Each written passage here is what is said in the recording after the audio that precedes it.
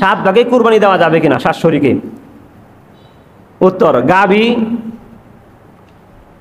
ষাঁড়, মহিষ, উট এগুলি 1 থেকে 7 জন লোক কুরবানি করতে পারবে। দলিল মুসলিম শরীফের 1 নম্বর খণ্ড 1318 নম্বর হাদিস। সহিহ মুসলিম শরীফের 1 নম্বর খণ্ড 1318 নম্বর হাদিস। রাসূল বলেন, ফা আমারনা রাসূলুল্লাহ সাল্লাল্লাহু আলাইহি ওয়াসাল্লাম আন নাশতারিকা বিহি ফিল ইবিলি আল বাকরি কুল্লি সাবাতিন। বাকর শব্দের গরু, ইবিল শব্দের উট।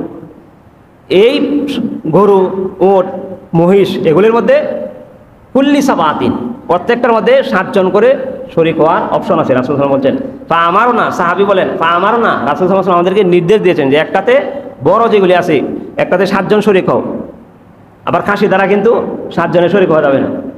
খাসির মধ্যে 6 বছরের 6 মাস যদি হয়, খাসির 6 মাসের আপনি দেখবেন অনেক হৃষ্টপুষ্ট হয়ে গেছে, এটা দ্বারা কোরবানি হবে না। খাসি যদি 6 মাসে হৃষ্টপুষ্ট হয়ে যায়, এর দ্বারা কোরবানি হবে না। আপনি যদি মনে করেন যে বড় হয়ে গেছে গা, তাহলে হবে না, 1 বছর পূর্ণ হতে হবে। আর গরু, মহিষের মধ্যে 2 বছর। একদিন কম হলেও ছাগলকে জবাই করা যাবে না, কোরবানি করা যাবে না। হ্যাঁ, দুম্বা যেগুলি আছে, দুম্বার মধ্যে সেক্ষেত্রে মাসালা আসছে যে 6 মাস হয়েছে, এখন সে হৃষ্টপুষ্ট হয়ে গেছে, যদি আপনি মনে করেন যে তার দ্বারা কোরবানি হবে, এই 6 মাসের দুম্বার দ্বারা কোরবানি জায়েজ আছে।